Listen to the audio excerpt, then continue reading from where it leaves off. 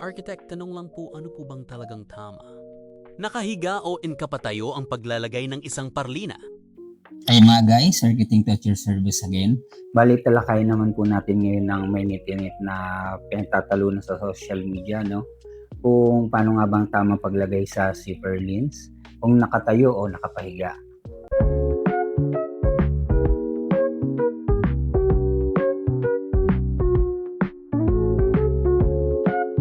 Pakituruan nga kami, Architect, kung ano nga po ba ang dapat salamat.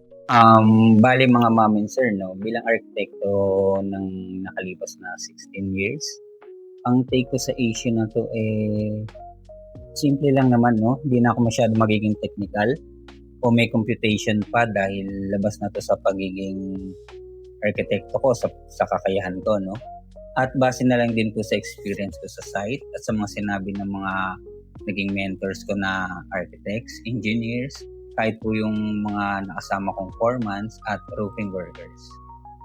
Sige nga po, Architect, pakipaliwanag po sa mas simpleng paraan na maiintindihan po namin.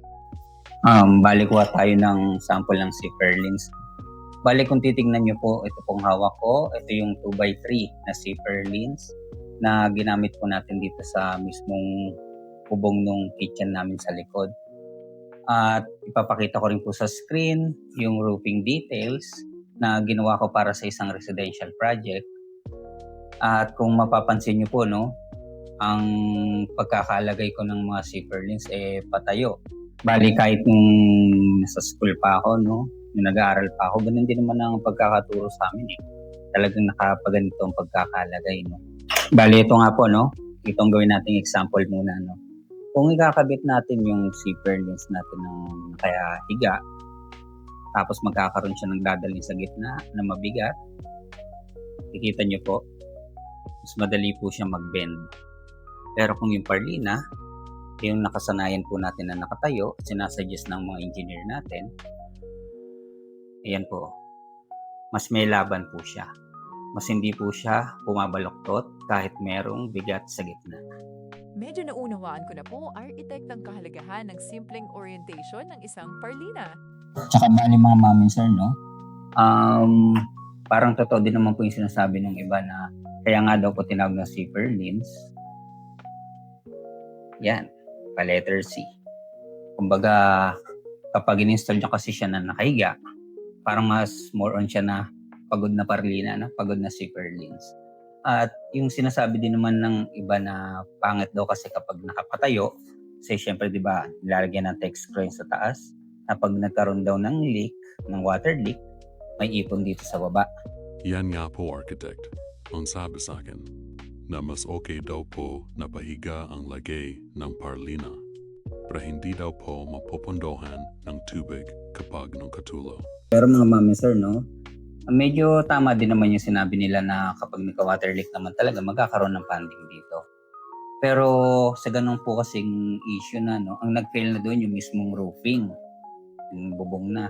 Kasi kung tutusin, wala dapat leak na mangyayari. Kasi kung yun lang ang rason natin, kaya gusto natin ng parlinang nakahiga, dahil dun sa pwedeng maging funding na kasi pag nakahiga daw, kung may mag-water leak, diretso pa ganun, medyo off sa tingin ko yun. Kaya nga, ang pagkakaalam ko rin ay ginawa na open to para talagang buo, mapipinturahan. So, mapoprotektahan natin ang ating mga parlina sa mga kalawang. Tsaka mga mami and sir, no, nakatingin lang kasi tayo sa isang materyales na kung tutusin kasi ang roofing isang system yan na binubuo ng maraming parte o ng iba-ibang materyales na kapag may binago ka sa isang part na yon, sa isang materyales, makukompromise yung iba. So masisira yung mismong system. Pero ikaw po, Architect, anong mas recommended mo o mas i-advise mo sa amin? Lalo na sa aming wala masyadong kaalaman sa bagay na po na yan. Bilang isang arkitekto, doon po ako sa isang system na subok na at may kasamang pag-aaral. Dahil hindi naman po pwedeng sabihin na theory-theory lang o parang libro-libro lang naman yan. Kasi bago po ituro yan sa school, sa paaralan o kung saan man, pinag-aralan at bukod sa lahat, tinitest po yan ng aktwal kung alin bang mas tama, kung anong mas malakas, Eh di mali po pala yung mga gumagawa ng parlina na nakahiga, architect? Hindi ko naman masasabing talagang mali yung paggamit ng parlinang nakahiga. Pero tingin ko kasi siguro sa panahon ngayon, kulang pa yung pag-aaral talaga para magkaroon ng system na may option na nakapahiga yung parlina, no? At masabing okay din yung ganong sistema.